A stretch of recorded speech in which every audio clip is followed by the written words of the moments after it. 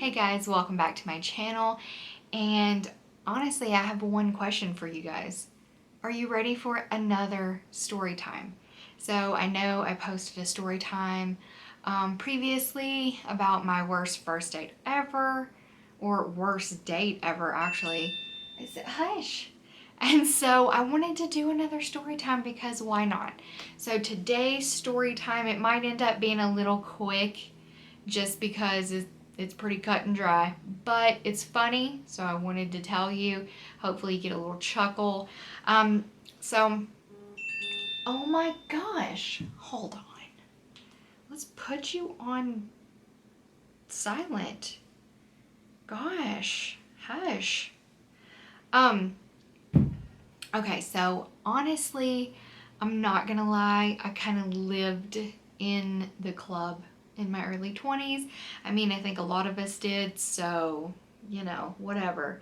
Memories were made. But so that was a large part of our lives, my roommate and I. And we lived together. And this particular night, I wasn't, you know how, especially, I know us chicks, like, we feel like this, but I don't know if guys ever do.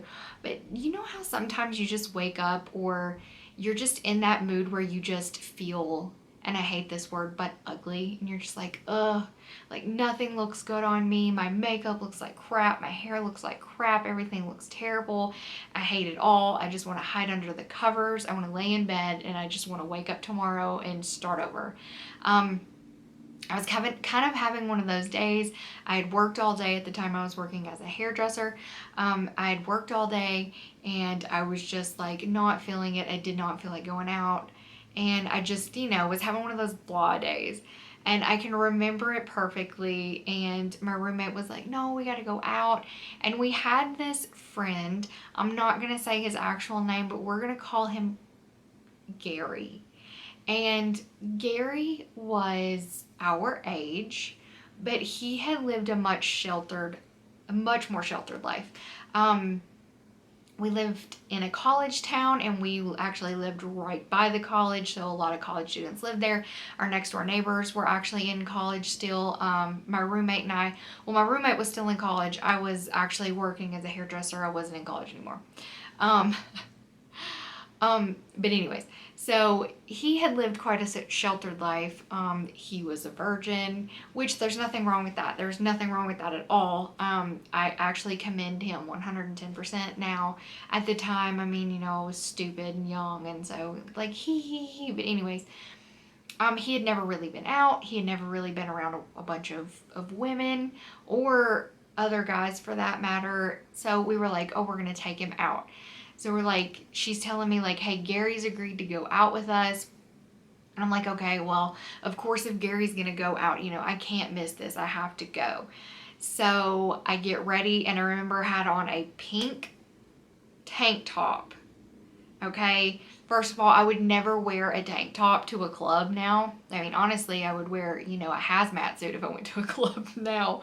But you know what I mean? Like, I had on a pink tank top, and I had on some jeans, and they were like jeans from the Buckle, but back in the day, like tacky clothes like Ed Hardy and stuff like that were in. No offense if you still wear that. I mean, like, I might would throw it back to a good old Ed Hardy tee, maybe, I don't know. But anyways, I had these like jeans. They were like boot cut, and they had like bedazzled pockets on the butt. They were my favorite jeans. I thought it was all that when I wore them. They were also extremely low rise. So now if I wore them, I would feel like my literal vagina was going to fall out of the top of the pants. But so I remember exactly what I had on. I want to say I wore sandals. Oh my god, I'm cringing. I would never wear this shit to the club now, but anyways, so that is what I had on, and I put on this stupid hat. It was like a cap because my hair wouldn't cooperate. So I put on a cap, and I'm like, thinking back now, I'm like, oh my god, I look atrocious. If I can find pictures, because I know I have some somewhere, if I can find some pictures of this night, I will insert them somewhere for you guys to see. Like, I'm not too proud to embarrass myself, but so anyways, um that's what I was wearing. I remember helping my BFF do her hair and makeup, and we headed out to the club. We had to drive quite a ways, if you remember from my last story. So we drove, we got there, and of course, like anybody, once you get there, like you're more in the mood. You're like, feeling it. You're vibing. You've got a drink in you, and now you're feeling all good. So we were dancing, and we were up on this speaker box, and my BFF and I were both on top of the speaker box, and we were dancing. And the song, it's a Ludacris song. What is it called? Is it called like How Low Can You Go? I know it says How Low Can You Go? How low can you go in the chorus? And I dropped it, and honey, apparently I went too low because I split my pants completely. And I'm not talking about a little split. I'm not talking about a little hole. I'm talking about these pants literally split from the top of the waistband all the way down the butt up into the crotch, and then decided to tear down one of the thighs. I can't remember if it was the right or the left, but down one of the thighs. Okay, so I'm pretty sure I had on a thong, and so I was very exposed at the time because, like I told you, I had on a tank top. So instantly, once the jeans ripped, like I felt a breeze like none other.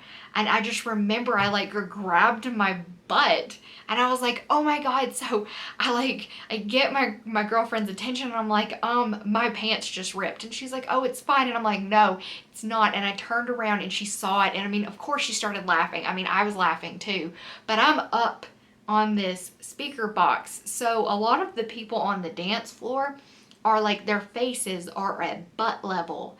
So I'm like, oh my god, what do? I've got to get down off this box and out of the club. And she was like, I've probably got some shorts in the backseat of my car. No big deal. You can go out there, you can change, and then we can come right back in. And I'm like, okay, cool, but I got to get out of here. So she looks at Gary, and she's like, Gary, we need your shirt. So he takes off. He had on a button-up shirt. Thank goodness he had a shirt on under it. He had on a button-up shirt. He unbuttons it. I tie it around my waist, and we are like scampering out of the club as quickly as possible. We go down the stairs. We shoot out the front door. We go out to our car, and I'm like, okay, awesome. Fuzz.